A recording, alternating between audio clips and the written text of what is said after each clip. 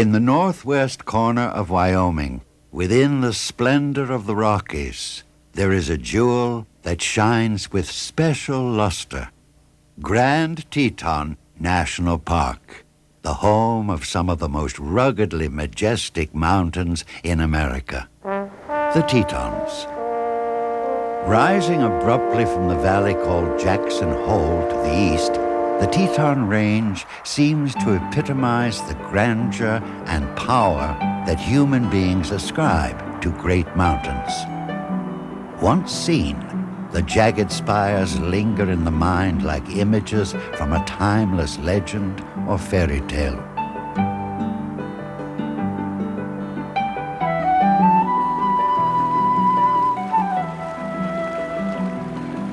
Though there are higher peaks elsewhere in the Rocky Mountains, the Tetons are perhaps the most dramatic because there are no foothills below them.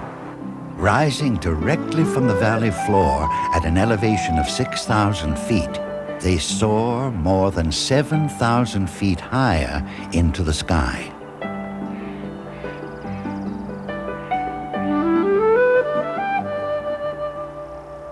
The geology of the Tetons helps explain their dramatic profile. In terms of geologic time, these mountains are youngsters. While most of the Rocky Mountains are some 60 million years old, the Tetons formed during the last 10 million years. They are fault block mountains, the result of the movement of two rectangular blocks in the Earth's crust. The blocks moved periodically, like trapdoors, one block swinging toward the sky to form the mountains, the other hinging downward to create Jackson Hole.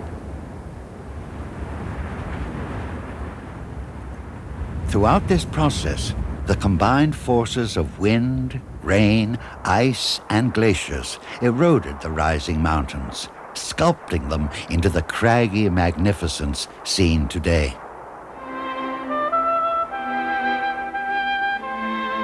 These forces are still at work as nature's hand continues to etch new details into her masterpiece.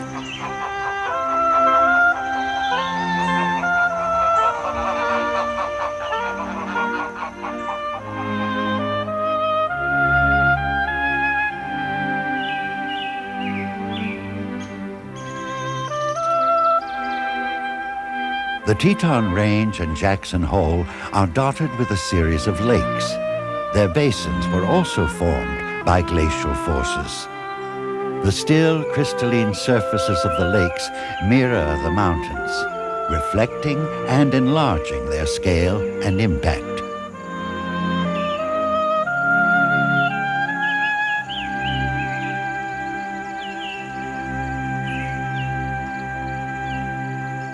The central peaks of the range are South Teton, Middle Teton, Grand Teton, Mount Owen, and Tewinnot Mountain.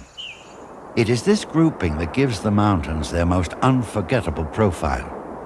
And at 13,770 feet, Grand Teton is the most imposing presence of all. Grand Teton is sometimes likened to the fabled Matterhorn in Switzerland. The shapes and elevations of each are remarkably similar, and both peaks have challenged skilled mountaineers for decades.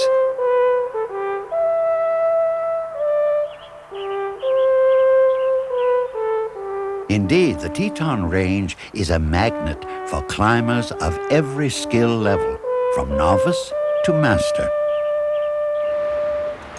All the figure eight is a friction device. It allows you to generate a lot of friction on the road. So Jack Turner has been a climbing guide in the Tetons for 30 years. In the Tetons, you're either going up or you're going down. There's nothing level about them. And they're very alpine-like mountains. We have ice climbs here, we have snow climbs here, we have rock climbs here. And many other climbing areas in the United States, for instance, like Rainier, is mostly just snow. Or Yosemite is mostly just rock. But the Tetons are a great range for mixed ice, snow, and rock climbing. Very alpine range. I not only climb the mountains, but I try to study the wildlife and the plant life, and it's my home. All right, we want to get this technique down because it's easy here on these slabs. When we go up above, you're going to be rappelling off a vertical cliff. In fact, it's more than vertical. Your feet aren't going to touch anything. You're going to be out in midair. You're going to be dangling. And that's not the time to try to figure out how to do this. So you learn it now, right? But won't you just slide straight down? I like teaching people to climb because it allows them to confront their fears, allows them to overcome their fears. It teaches them confidence. It teaches them that they can do more than they think that they can do. And I think that it gets them into beautiful places and teaches them about nature. All of those things I think are very valuable for people to have. Oh, jeez. It's okay, Michelle, you're doing great. Got a girl! Ah! You look like Tinkerbell at Disneyland. Never. I never thought I would do something like this. Absolutely not. I love it. It is spectacular. It is the greatest thrill because it's physical as well as mental. It takes so much concentration. So that's why it's the ultimate stimulation. It's every part of you. And then the natural beauty, the incredible vistas. Spiritually, it's a high. So in every way, I must say, I think it's the ultimate experience I've had. Are you sure? Oh my gosh. Whether you're scaling the peaks or hiking the trails, the park provides an opportunity to glimpse an astonishing variety of wildlife. Nearly 900 species of plants and 400 kinds of birds and mammals live in the park's 485 square mile area.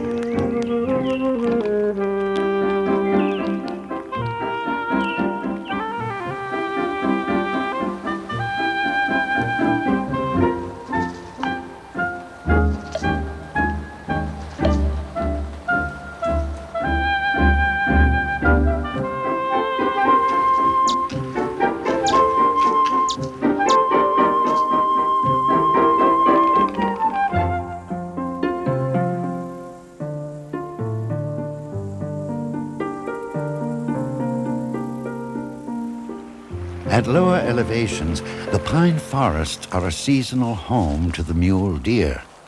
Its long, mule-like ears constantly twitch back and forth, alert to any sound of danger.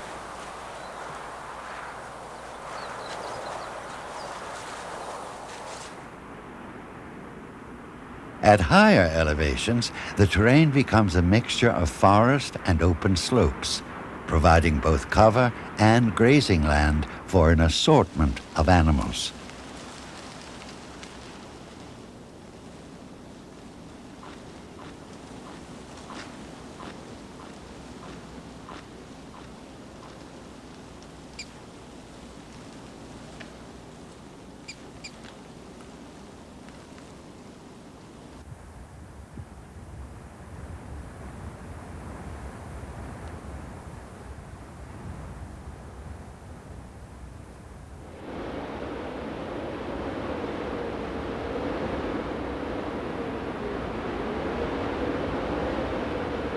Winter is the dominant season in Teton country, lasting as long as 6 months in the valley and up to 9 months in the mountains.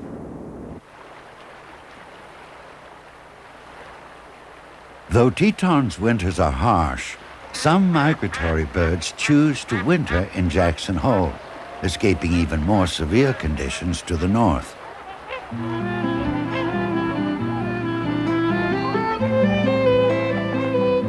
One of these is the trumpeter swan.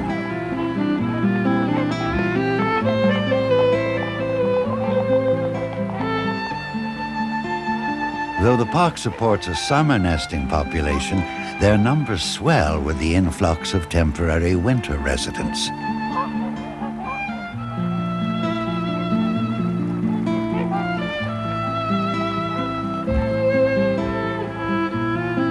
The trumpeter swan is the largest waterfowl in North America. Like an avian jumbo jet that requires an extra long runway, trumpeters must get a running start to take flight.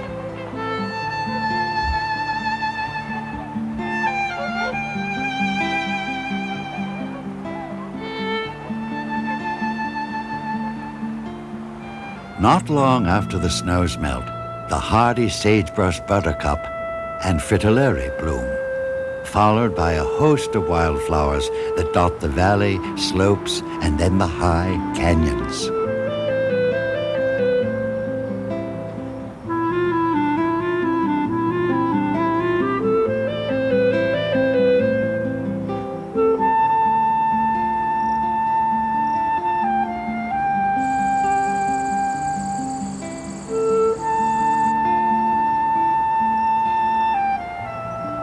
Though the mountains and canyons of the Teton Range are imposing, they are also surprisingly accessible, thanks to more than 200 miles of wilderness hiking trails throughout the park.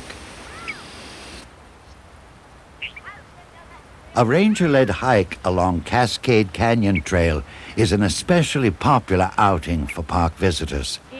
Ranger Pat Jameson has been leading hiking groups for several years. These are huckleberries.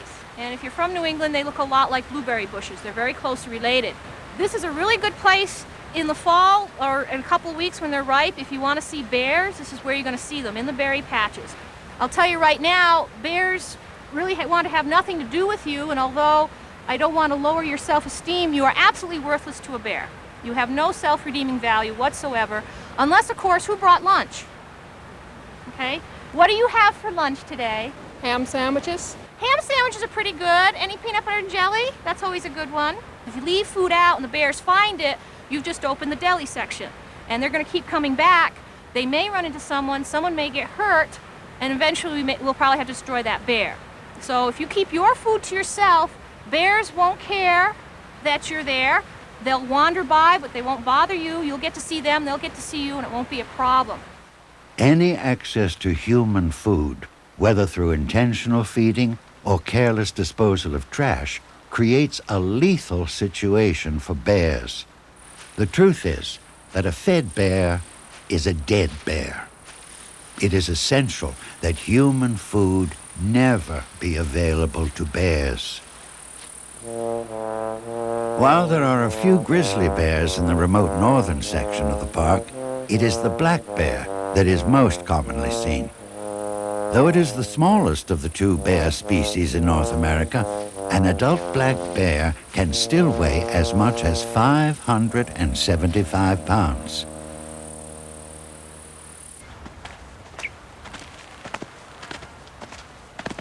From the west shore of Jenny Lake, the Cascade Canyon Trail winds past the dramatic Hidden Falls on its way to the spectacular overlook at Inspiration Point.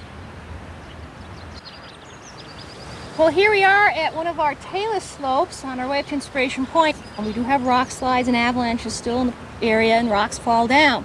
This is a good home site for pikas and marmots. May not look like a great place, a jumble of rocks, but if you're a small animal, it's a good place to get away from predators like coyotes, hawks, weasels, and they're under these rocks. I like pikas and marmots. They have very different personalities. Marmots are, well, I like marmots because no matter how lazy I am, they are lazier. All they do is eat and sleep all summer long because they have to hibernate in the wintertime. And so you'll see them in the morning sunning out on the rocks, and they'll eat some stuff and go back on the rocks and eat some more. When it gets hot like now, they're in the shade and they go on the rocks, and then they go eat some more, and then they go to sleep for the night. And they do this all summer, and in the wintertime, they'll be hibernating. They can be in hibernation 7-8 months of the year. Some of these higher areas are under snow that long. The pikas are a little bit different. They are related to rabbits. They look like a little mouse without a tail, but they're related to rabbits, and they don't hibernate. They actually get me very tired because they're workaholics.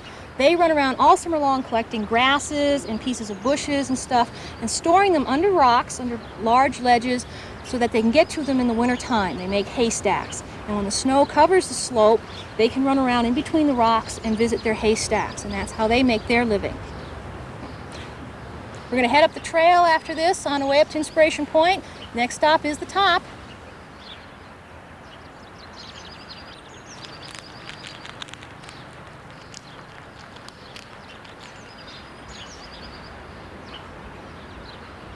What I really get out of this place, besides the beauty and the mountains and doing the things that people come here for, is the fact that I can show things to people that they probably wouldn't see otherwise. We have a lot of small animals, small plants, in the park. People might walk by. I get to point them out to people, and they enjoy that. And it feels nice to know that without me, they would not be able to see those things.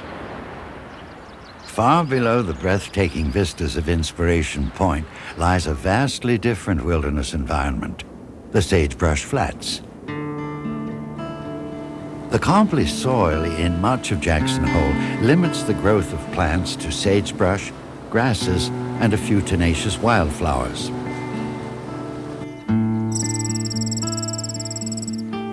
But this sparse vegetation is still enough to support a surprising variety of wildlife. The pronghorn is often mistakenly called an antelope, but it is a species unto itself.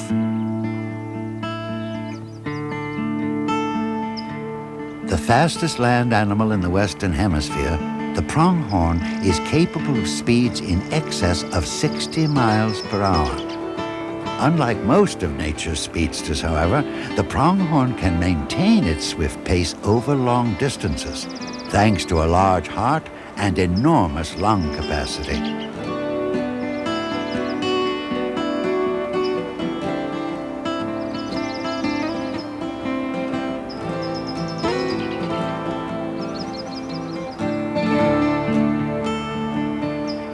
Its huge eyes are positioned on the side of its head, giving the pronghorn exceptionally wide-angled vision.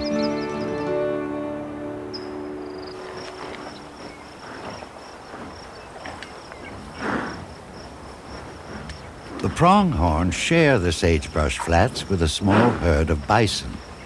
These shaggy creatures, weighing as much as 2,000 pounds, seem like a vestige of some prehistoric era.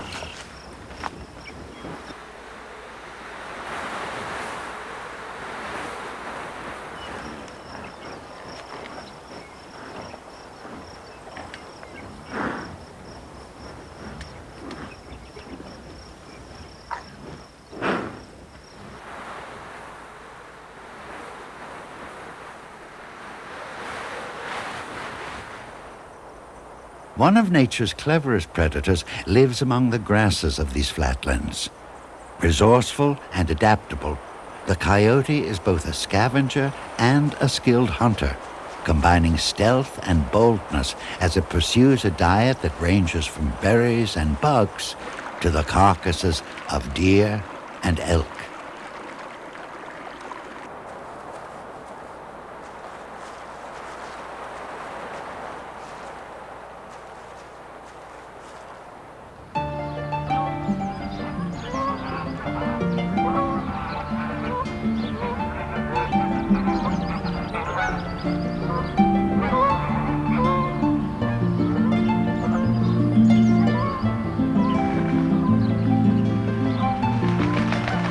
In nature, wildlife gravitates to sources of water, and in Grand Teton National Park, water is plentiful.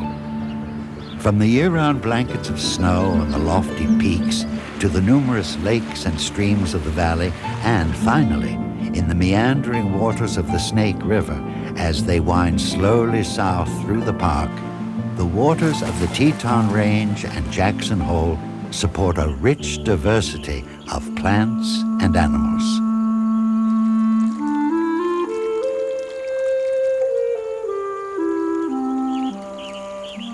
The park supports a moose population of some 300 animals. These stately vegetarians feed on willows, water lilies, and other aquatic vegetation. Remarkably, the moose sheds its impressive rack of antlers each winter, growing a new set in the spring that sometimes reach a breadth of 6 feet.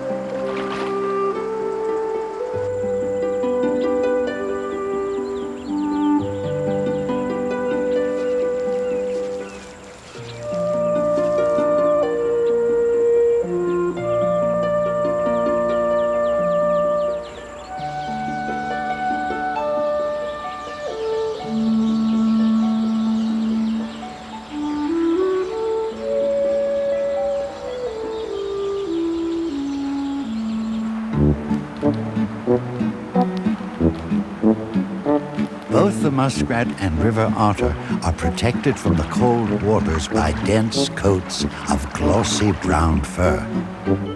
Otters are among the most playful and amusing creatures in nature.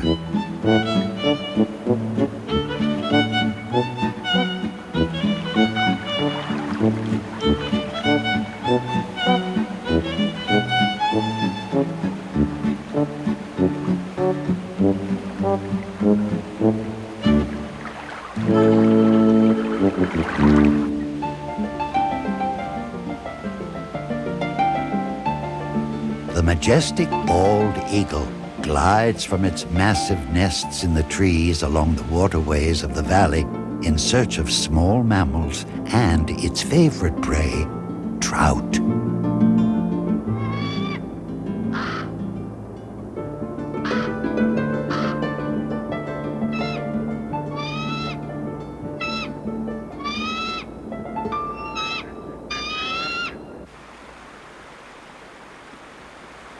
A raft trip on the Snake River provides both a delightful excursion and a chance to observe numerous species of birds and mammals in their native habitat. Okay, just right below the boat here, you can see a beaver lodge. There's a bundle of sticks that are interwoven together with mud packed in on the sides. That lodge is just coming into view between these alder bushes.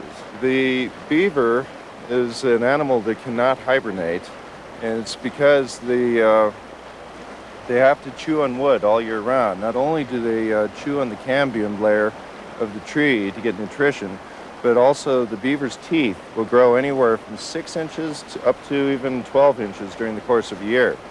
And so the animal has to chew on wood on a year-round basis in order to keep its teeth ground short.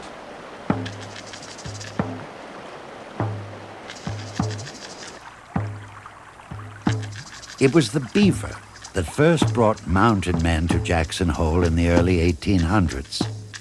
For centuries, Native American tribes had spent summers in the valley and revered the Tetons as the dwelling place of powerful spirits. But long winters and deep snow discouraged year-round habitation.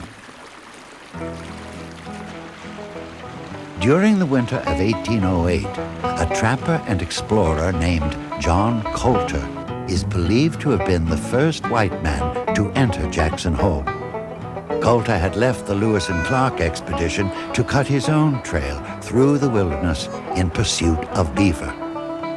Coulter reported a plentiful beaver population in the shadows of the Teton Range. Word spread, and other trappers soon followed. In fact, it was these early explorers who gave both the valley and the mountains their distinctive names. Trappers commonly called any valley surrounded by mountains a hole, and French-speaking trappers called the mountains les trois Tetons, meaning the three breasts. The trappers left the valley when the demand for beaver skins declined in the 1840s. In 1884, ranchers began coming to the valley to try their luck. But due to the long, cold winters and the poor quality of the soil, cattle ranching proved only marginally successful. Cattle ranchers soon became dude ranchers, catering to Easterners eager for a taste of the cowboy life. Though the ranching period was brief, it left an enduring imprint on the local culture. He's going to show you how he did it right here. Lucky Fairbanks, 1989.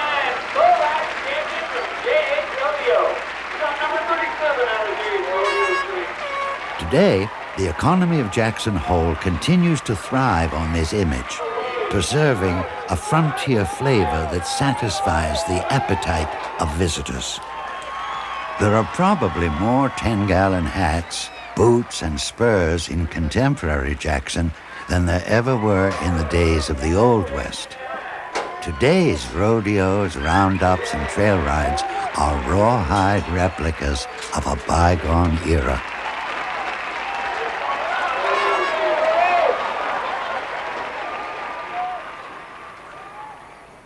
It's ironic that it took so long for this magnificent wilderness to be incorporated into the national park system. It is only 7 miles south of America's first national park, Yellowstone. But early attempts to attach the Teton Range and Jackson Hole to Yellowstone proved unsuccessful. In 1926, when Yellowstone Superintendent Horace Albright brought financier John D. Rockefeller Jr. to Jackson Hole, much of the valley was still privately owned. In 1929, Congress set aside the scenic portion of the range as Teton National Park. In an attempt to protect more of this magnificent scenery, Rockefeller quietly bought up thousands of acres in the valley, intending to donate his land for an expanded park. When his intention became known, a bitter political battle ensued. It wasn't until 1950 that the Grand Teton National Park we know today, including Rockefeller's gift of more than 32,000 acres, was created by a second act of Congress.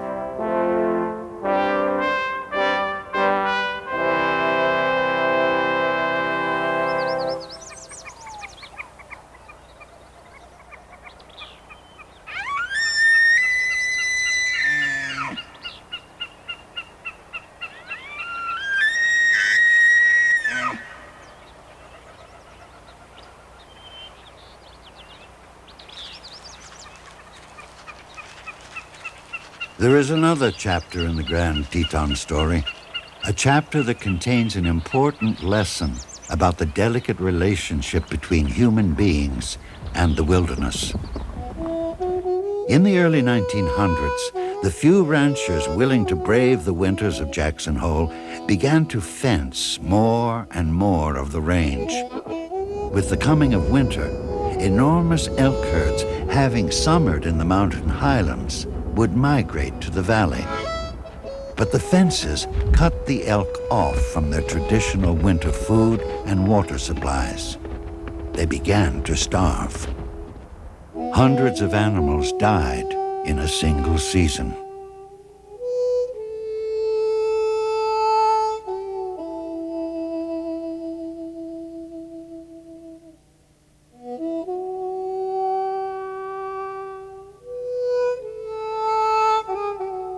Their plight aroused a national outcry.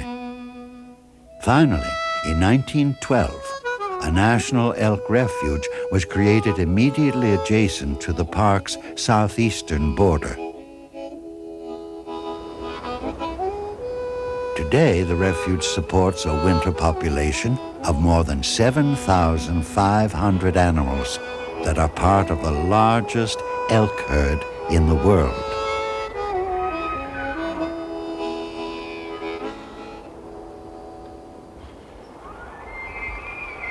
Winter visitors to the refuge can learn about this wildlife story firsthand, thanks to sleigh rides that take them into the midst of the herd.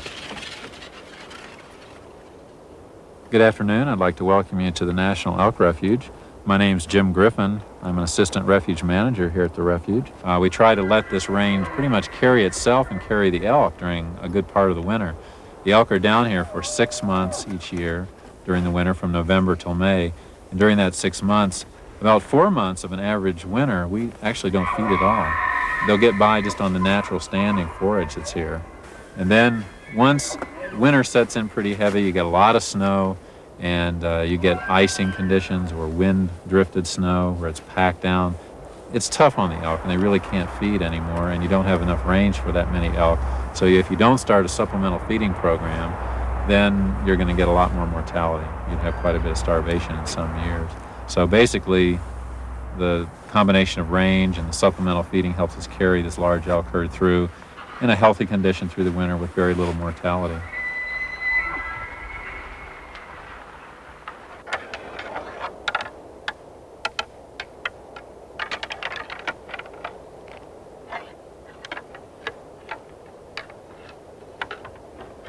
Well, the bulls are sparring, actually part of a tension reliever with some of the bulls, but also, in a sense, they're just kind of playing around with each other. The sparring is a way that the bulls kind of test each other's strength. There's this hierarchy of bulls and a social dominant and submissive interaction of the animals. And young bulls like these two are playing around a little bit, but you'll notice one bull will push the other one until finally it'll back off and turn away and walk away. That one bull, was a little bit dominant over the other one, and the other one backed off. There's nothing too serious going on there, though, and even during the fall rutting season, it's rare that you ever find an animal get very seriously injured from the rutting. Mostly it's the dominant submissive interaction of the two animals.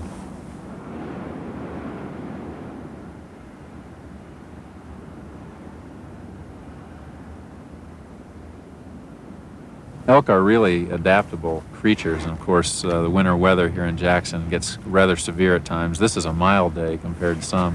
The elk seem to survive real well, and some of their adaptations are that, of course, they'll lie against the snow, and their fur is so thick, and they also have a little downy fur underneath close to the skin, and so that helps insulate them. But if you take each hair shaft and look under a microscope of that hair, and each hair is like its own little downy sleeping bag. It's divided into little air chambers. That's a microscopic view of one hair. So you compound that, and that animal is like walking around with, thousands of down sleeping bags all over its body. So it's very well insulated against the weather and the temperature. And then when it lies against the snow, the insulating factor of the snow, as well as the body heat of the animal, really keeps them warm.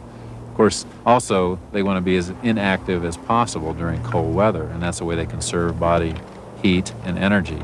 And of course, all that's quite a balance out here. We're feeding them, they're reserving their energy, we're not having them expend any more energy than they have to, so therefore they helps them to survive the winter.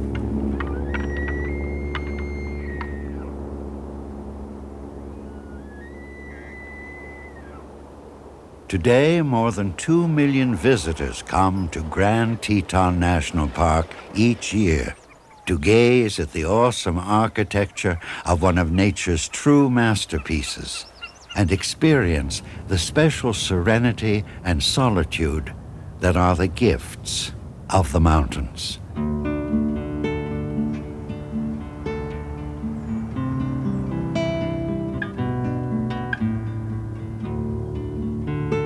Perhaps because human beings were so long in coming to this wonderland, there is an especially profound respect for nature here. In these mountains and in this valley, a remarkable variety of wildlife can be seen and appreciated. In this haven, there is an opportunity to rekindle awareness of the infinite beauty and importance of all wild places.